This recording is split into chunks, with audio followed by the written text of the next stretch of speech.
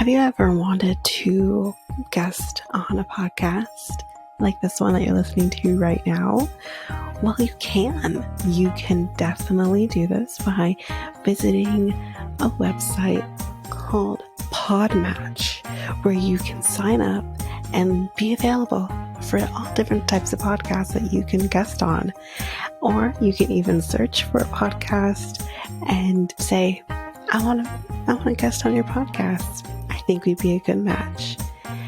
So if you want to do this, you can go to our unique link, which is joinpodmatch.com/reality, and you can sign up and do exactly that.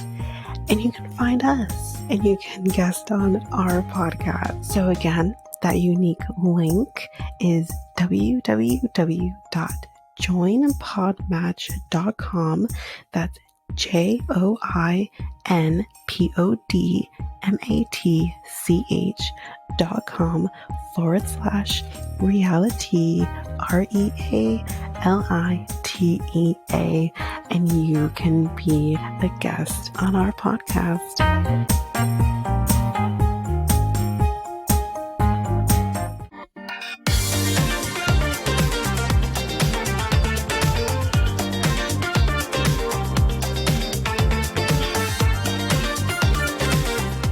Welcome to Reality Tea Times 2, the podcast where we discuss all the trash reality TV we love to hate.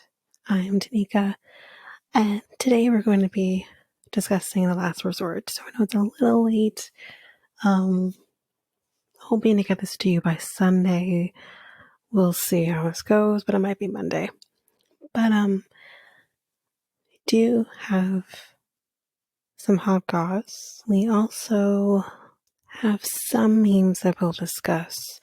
There's not many for The Last Resort, as per usual, but I will still post them on the socials prior to the episode coming out, which is what we've been doing. And as well as I do have something that has come out that I do want to shed some light on, that I'm recording on a Saturday, so yeah, just recently happened. But first, let's go into the hot goss. So, we don't cover Plathville on this podcast. It was something that I was thinking about, maybe briefly talking about at some point, but I know this season was going to be messy. I didn't know how messy, but I knew it was going to be messy to a degree that I did not want to talk about. So I do watch though, and I think this is something that did not come as a surprise to anybody. This was kind of being talked about very hushly among, I think, her family, but I am talking about Olivia and Ethan. It is now confirmed that they have separated.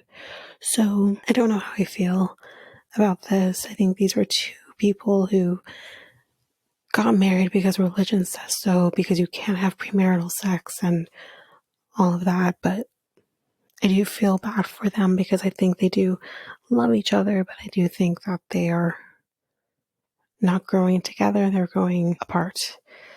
But she did post to her Instagram the following: Ethan and I have decided to go our separate ways. I have memories of us being 18 years old, innocently dreaming of forever, but the partner you choose is a reflection of the world you want to live in. And at 18, I didn't know who I was or what kind of life I wanted to create for myself. 7 years later, I've already begun my journey of questioning, deconstructing, and rebuilding, and I know that is a process that I will continue to prioritize throughout my life. There were good moments, and I want to remember and honor those. We fell in love as children, are going our separate ways as adults. Wiser, older, and braver, we will be okay. And she says, thank you for the good times, directed at Ethan, and she wishes the best for him. So this post I will post to our socials so you can read it. As well as there was the post from Cleo in regards to her breakup with Christian that I will also post as well. I realize I haven't done that yet. But I wish the best for both of them in their separate journeys. I just hope that I don't want to get into it, but I hope Ethan can still stand his ground with his family if need be, but I do worry about that. So, memes. Again, not much to really talk about. But the only one that I do want to mention here on the podcast that I think is fitting is Booze Cruise Fight Club is now open. So we'll get to it. And again, I will post everything on our socials.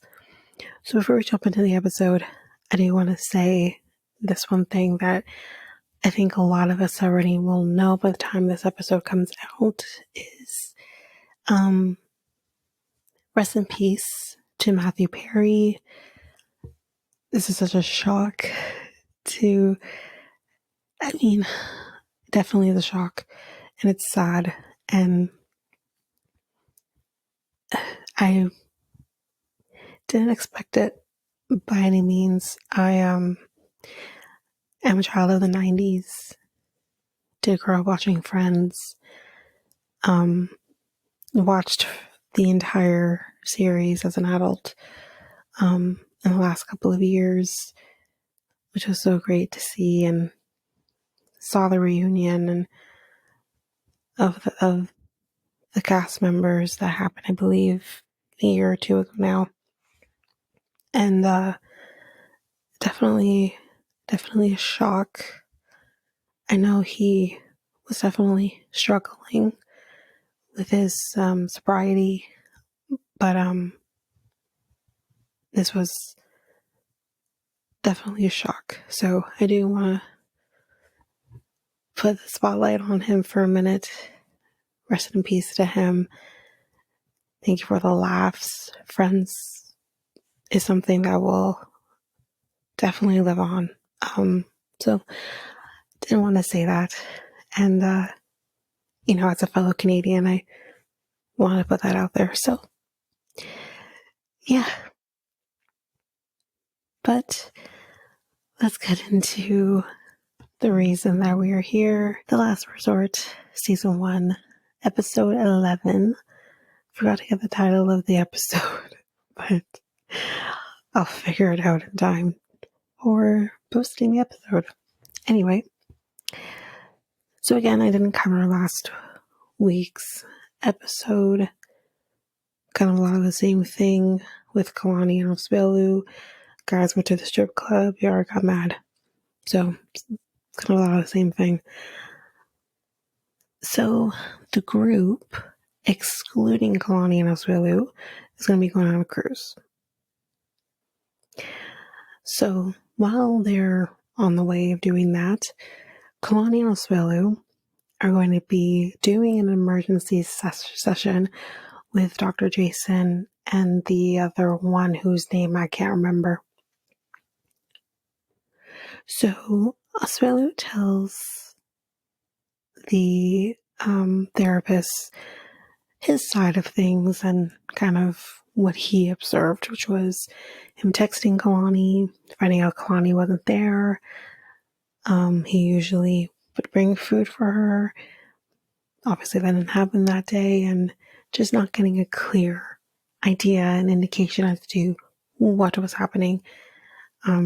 So that was from his side of things. So Kalani, which I didn't really particularly like, is sitting here in front of these therapists, in front of Asuela, knowing she damn well was sneaking around, and says, well, I told him I was fine. Like, nothing was going on. I was fine. I was here, but then I wasn't here. And I'm like, Kalani, this is not how you handle your shit. And again, my thoughts are all over the place with this. And despite kind of what we know now, I know a whole lot of her things have come forward as I've discussed on this podcast. But I'm choosing right now to not bring that in here because although these things were obviously knowledge between Kalani and Asuela, they were not knowledge to us. So at this time, I'm thinking, you've lied, and you're hearing Asuela saying that he knows something was up. And then you sit here and you say, nothing was going on. Kalani, that's not true. If you're going to ask for this emergency session, be 100% honest with him from beginning to end. Because then you're making him think he's gone crazy. And the thing is, I don't want to call it gaslighting because this guy doesn't deserve it based on what we're finding out about him. But in a sense, it's just blatant lying. And I didn't like it. But that aside, she then does talk about, how she saw him deleting the messages.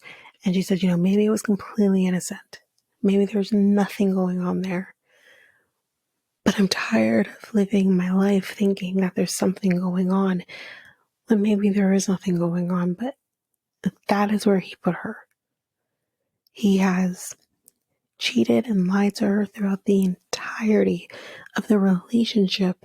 And it's exhausting for the other person. And I've been through this, so I get it. When you're constantly looking over your shoulder,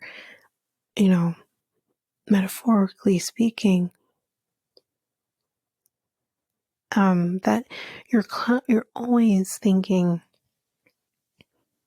is he talking to someone? Is he cheating on me? And it never ends. It really, truly never ends. You can learn to, and again, this takes a lot of work on both ends. But if you can work on things and be better, then it can get easier. One thing can bring all of it right back, and it's exhausting. So I get it. I understand it.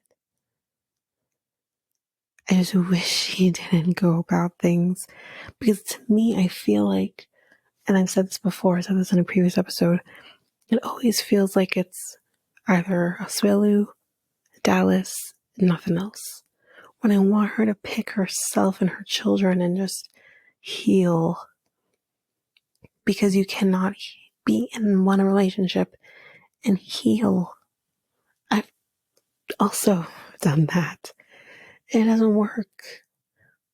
It complicates things. Not to say that doesn't work, because I'm still with that person currently that I, right after the end of my marriage or the separation started, I'm still with him.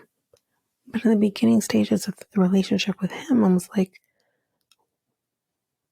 should I be in this relationship? Should I work on myself? Because I had so much sadness, hatred towards a man that was not the current person that I was with.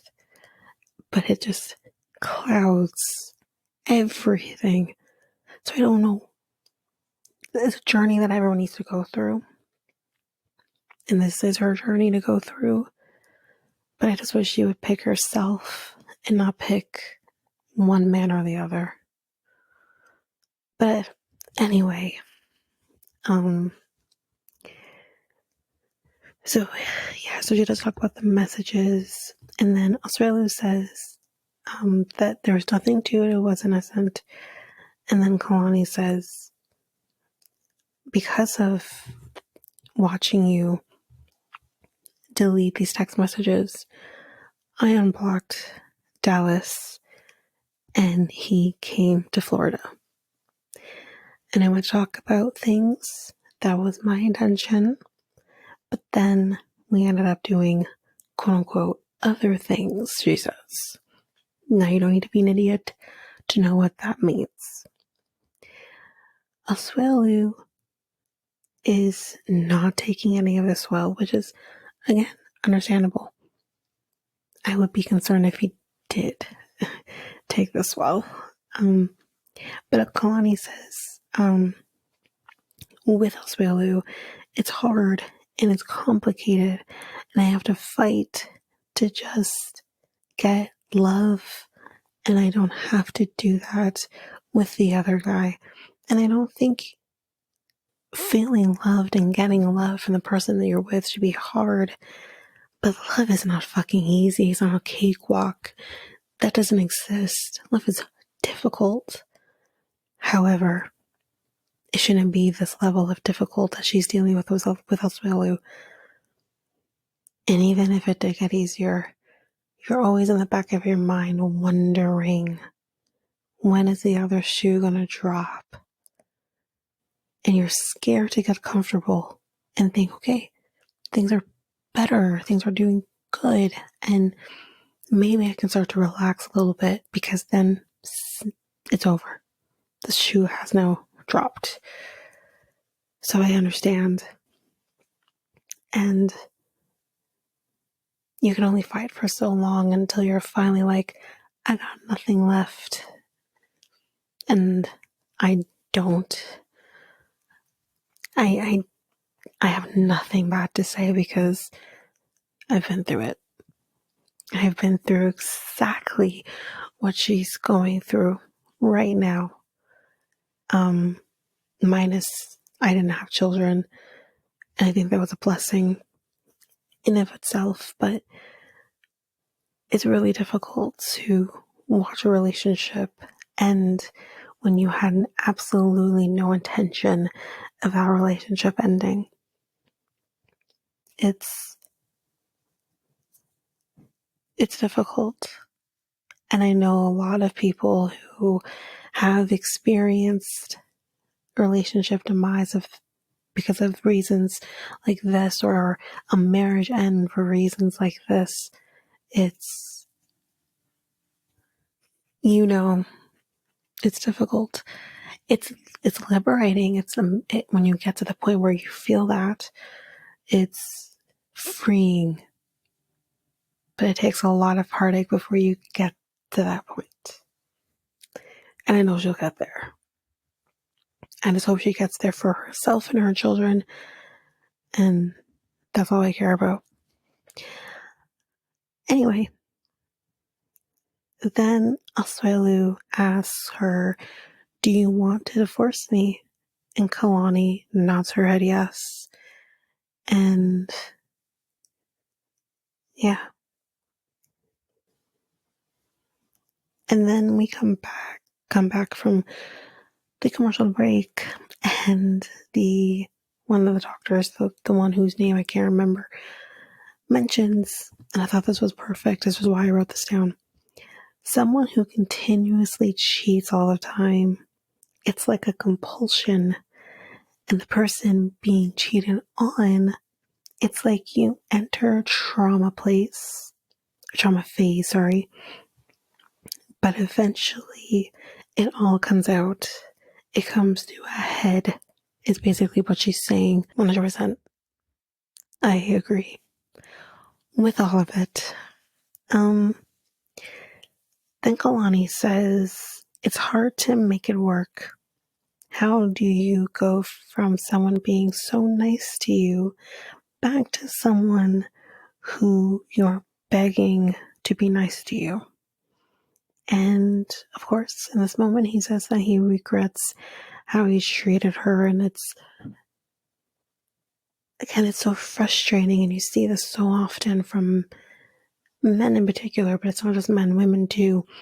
And it's so frustrating because it's like, you know, you have a good thing in front of you. You know you do.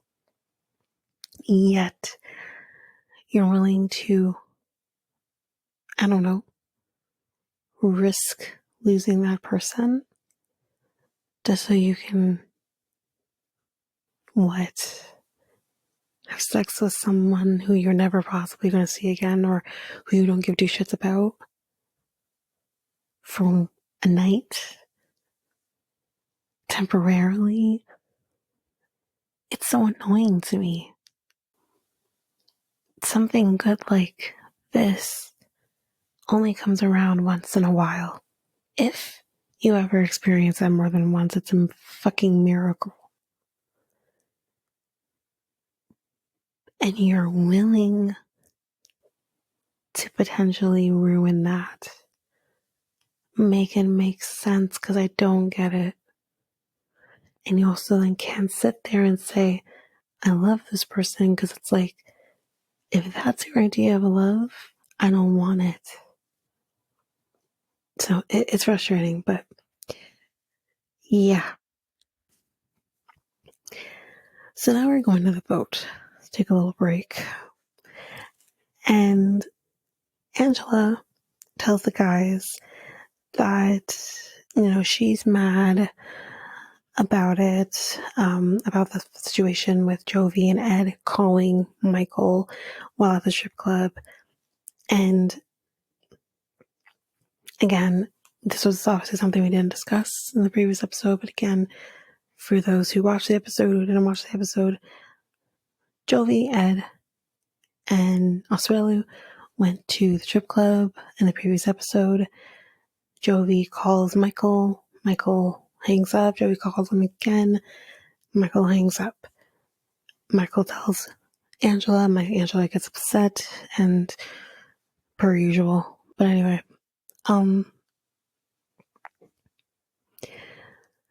so Angela tells Jovi that, you know, she was unhappy about it, and Ed as well. As being Ed, so I don't give a shit, but yeah, she ain't happy. And Jovi says, listen, I'm going to give Michael the benefit of the doubt here, because he respected you enough to hang up the phone. He didn't engage, nothing. He hung up the phone. And then Yara says, you know, I wish you would have respected me that much as well. So, dun dun dun, here we go.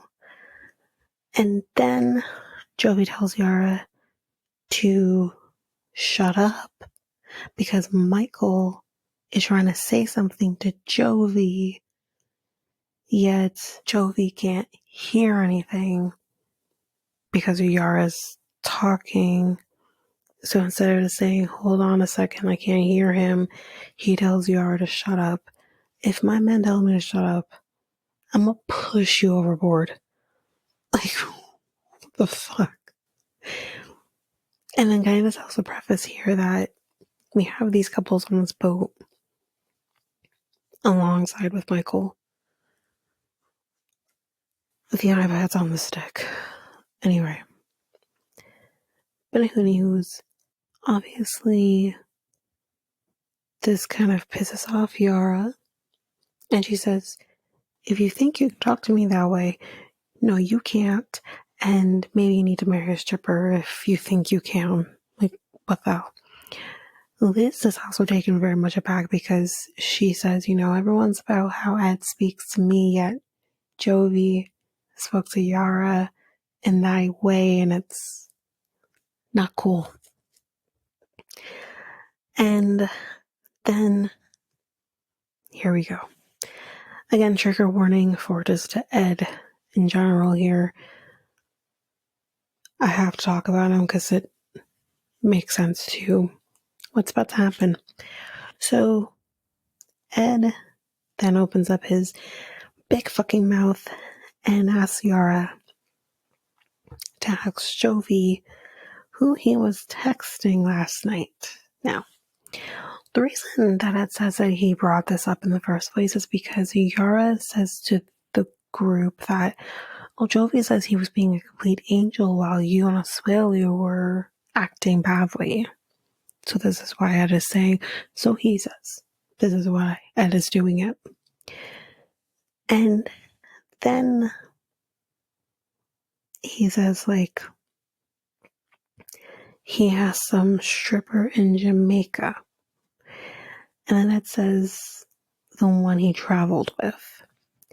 Jovi then explains, from his perspective what happened, that he was texting her because he was under the impression she lived in Key West and wanted to find out where she was working, have a good time, basically. And then Yara, at this point, she says, I know you had feelings for her. Why would you text her? And then Ed then says, he wanted her to come out with us. And Yara says, what is so bad about your relationship that you need to talk to strippers? 100%. Listen, I don't give a shit if my man wants to go to a strip club. I don't care.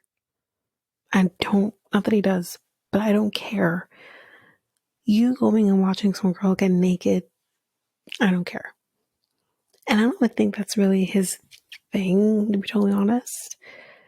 He's kind of more of a person of, I want to see a woman get naked and then I want to have my fun with you. So I don't think a strip club is really a thing for him. I think we've talked about this before, actually, but it's not really a thing for him.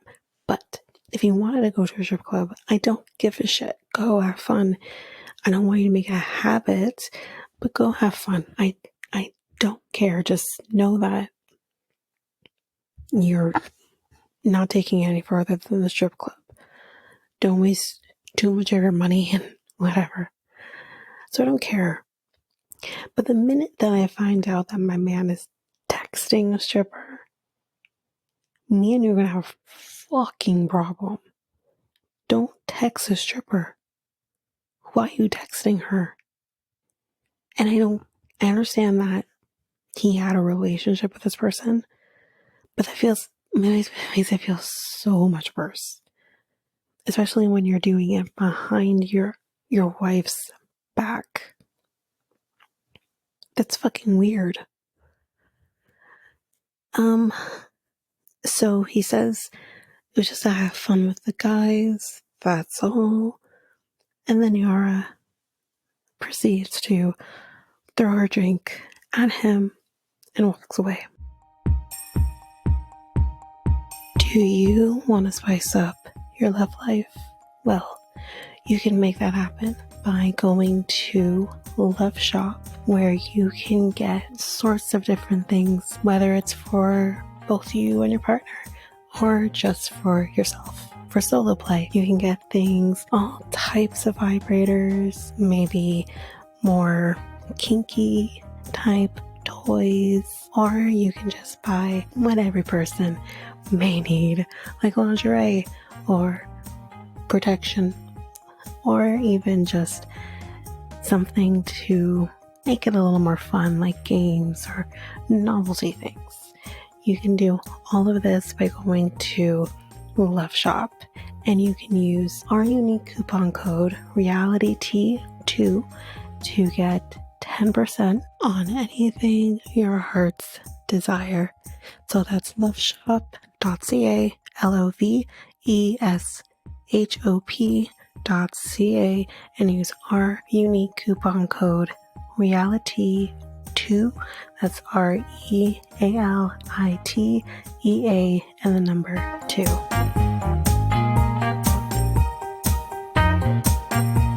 So then Angela goes to talk to her and, is comforting her, is hugging her, which is crazy to me because Angela wanted to fight her, like, in the last season that they both were a part of.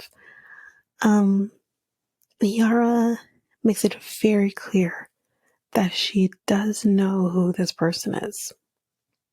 Makes it very, very clear.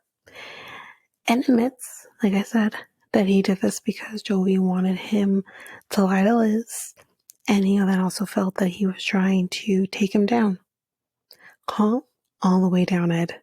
Please. Thank you. Yara comes back and asks to see his phone. Now, do I agree with this approach? No. Have I done something similar? Yes. Because you get to a point, especially when I trust you, I am a firm believer in me and my partner having our privacy in our relationship. We're not one in that sense. We're still two different people who, outside of our relationship, have our own lives, and we respect each other and respect each other's boundaries and privacy. It's very important in our relationship, but that's also why we have such good communication with each other. It's so important. It's not easy, but it's so important. I also understand her wanting to see his phone, because when you get to a point where you've broken me down, you've broken down my trust, and I'm sick of it. Show me your fucking phone, and I want to be sure that I'm not being lied to continuously by your fuckery. So I totally get why she wanted to see his phone. He, however, says no, he's not going to show her his phone. Or then he does say, listen, I get it, but I'm not showing you my phone. Which is his decision, and she does not fight him on it. Yara then says that then her insecurity has, right there on the forefront, which is so sad to me, because she kind of just says, what do I need to do to get you to start going to strip club? Do I need to do what they do? I don't know what they do. I've never seen what they do. I'm not from here. You just kind of see those wheels turning. It's like, or you're not. And the thing that pisses me off, and it gets worse, I do have to say it gets worse, and I get very upset. But at one point he does say like how she's very conservative in her views with sex. I'm not sure what he means by this. If he means she's more vanilla than he wants her to be, or if he's just saying generally she's very conservative with things having to do with sexuality, which is partially how she was raised. But if it's the first thing that I said, Joey, there's a way to fix things like that than to go to a fucking strip club and get your jollies off by watching a woman get naked in front of you.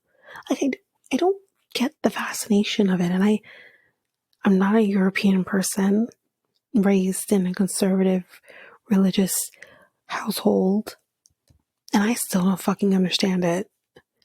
This man has an obsession with the strip club, and we knew that from moment one. So it hurts my heart to kind of see her say, do I need to act like them to have you not go there? And it's like, you shouldn't have to do any of those things.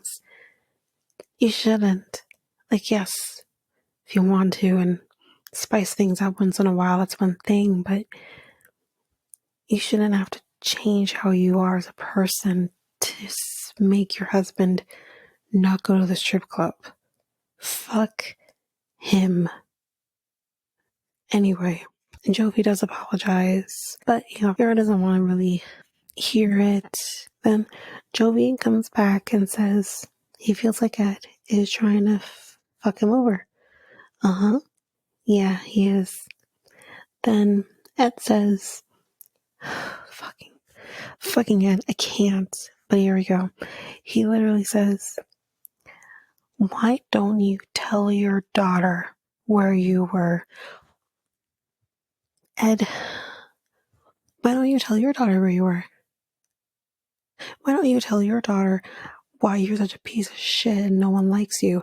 Why don't you tell your daughter some of the things you've said to Liz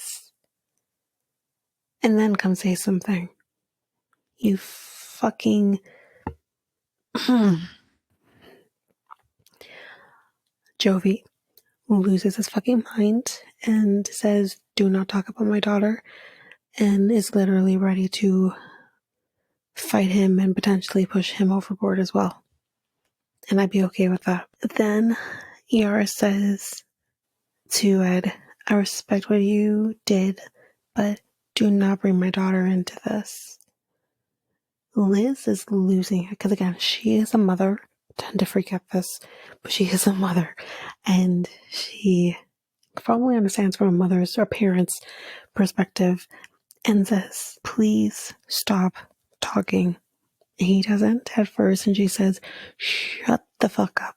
Thank you, Liz. Please tell him to shut the fuck up. Because it's the thing, this man never knows when to stop. He keeps yapping like a fucking yappy fucking dog. He never stops and takes a minute and reflects. He just keeps going. He doesn't know when to stop. He's exhausting when not in a relationship with him. I don't understand how anyone's in a relationship with this person. He's fucking... How did this man cheat on his first wife? I'm really fucking curious, because I don't get it. Ed does apologize, though. I don't even care. Yara just breaks my heart at this point. Like, I really feel for her. I want her to be happy. And you know what? I know this was filmed a while ago. They seem happy, so we can see on Instagram. I loved the impersonating of Gino and Jasmine that they did on their Instagram for Halloween. They seem happy, but like this just breaks my heart. Meanwhile, Asuela is packing. He says he feels defeated, and we find out here that night is going to be the last session, group session. So we're nearing the end because, again, next week or Monday is going to be the finale. So Kalani does come to talk to him, and she gives him a hug, and she tells him, I want to give you time to process, but I think we should do the divorce right away. And she does ask him, like, what does he want? Which was interesting for me because I felt like in this moment, Kalani, what he wants doesn't matter to you. So why would you ask him? That's like, because me, when I decided I'm done getting a divorce, I can't do this anymore, I didn't ask my ex, what do you want? Because his answer would have been not to get divorced. But that was no longer an option. So interesting that she did ask that question. I wasn't sure what she was asking by this question, but you can tell that he's holding on to hope with this particular question. So back to the boat. They are talking, and the person does say that like to stay seated while they talk. But Jovi, he just gets up and he gets off the boat. He doesn't give a shit. And he goes straight to the room. Yara does show up after, and she says, why did you text her? Then she says, you hooked up with her before, so like, why would you do that? Like, why do you still have her contact information? And he says, no, I didn't.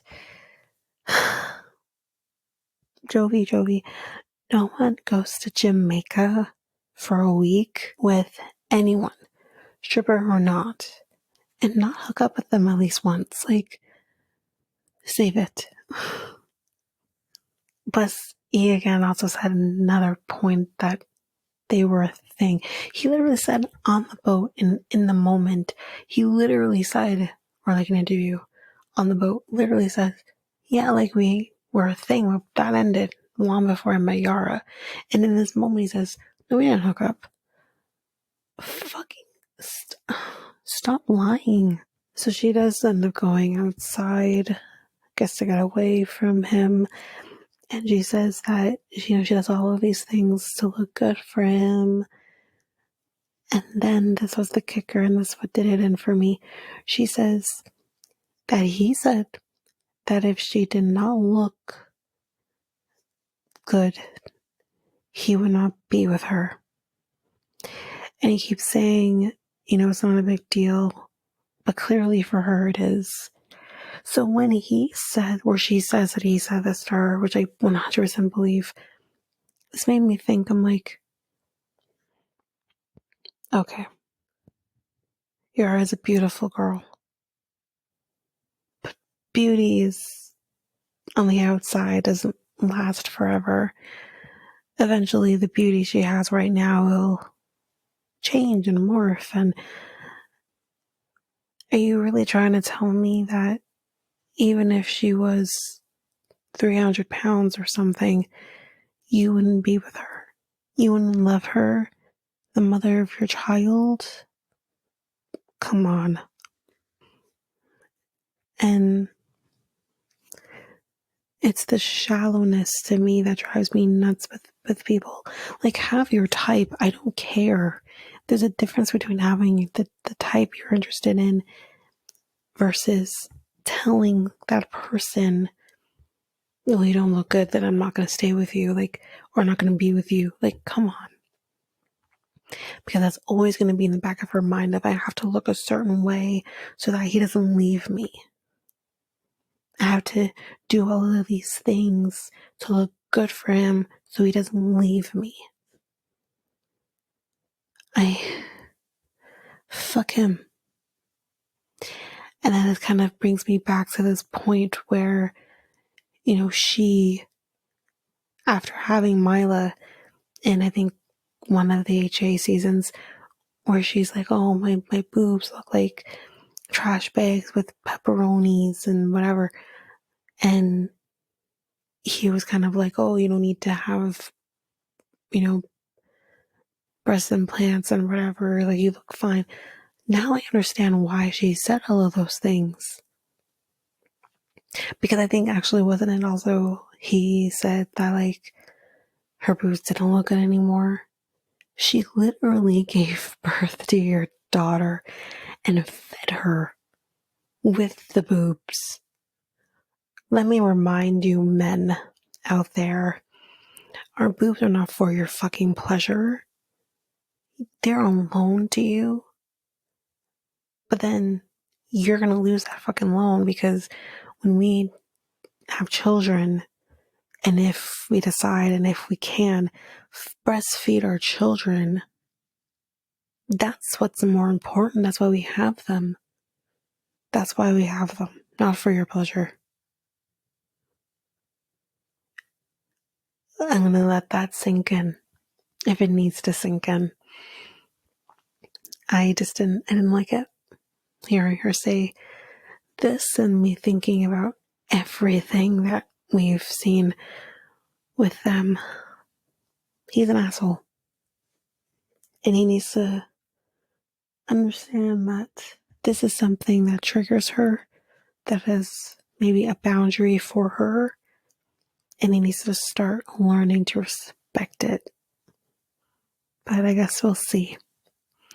But that is it for the last resort for this week. So if you like what you heard, please share Reality Tea ×2 with everyone in your life.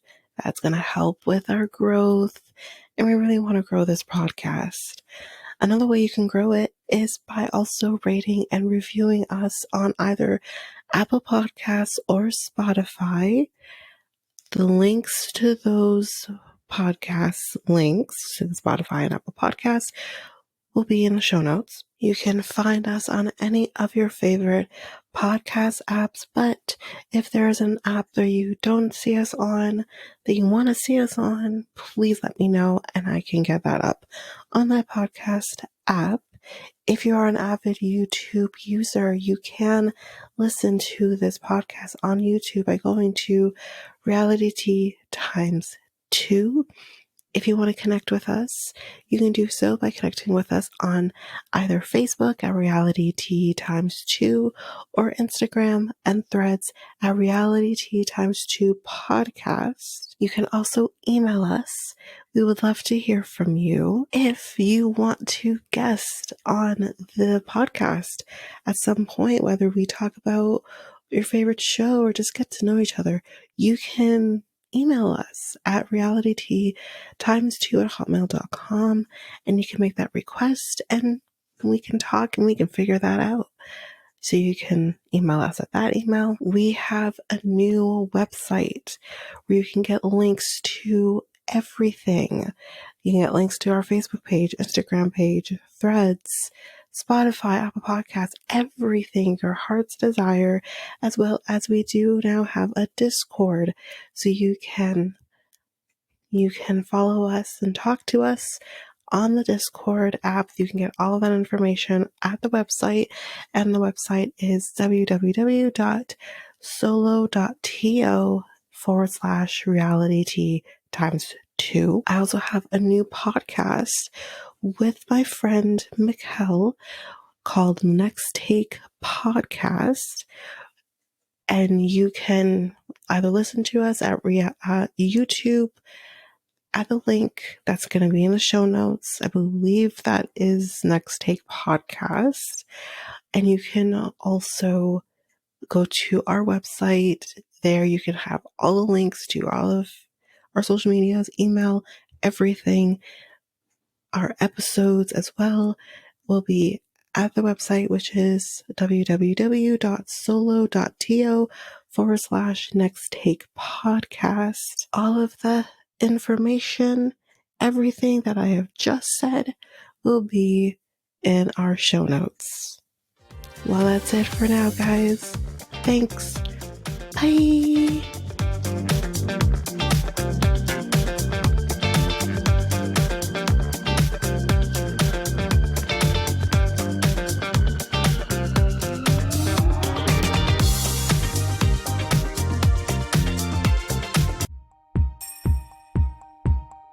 Have you ever thought of starting your very own podcast? Doing the research, I found something that would have made editing easy and seamless and makes the podcasting experience just that much easier. And I am talking about Ludo. This is a podcast software that I use for editing of our episodes. It is amazing. It is easy.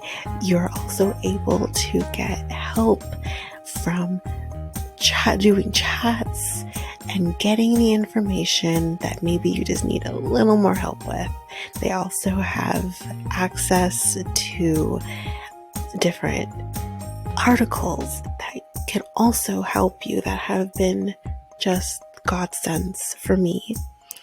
Also with the Ludo, you can create clips, you can do your ads, that's like this very one I'm doing right now, and you can create your trailer very seamlessly just by the clicks of buttons. You can also use a Ludo to publish your episodes just straight from the software. It's so easy. I highly recommend it. You can get access to a Ludo by using our unique link, which you can find on our show notes, just down there at the bottom at the show notes. And you can get access to an easy software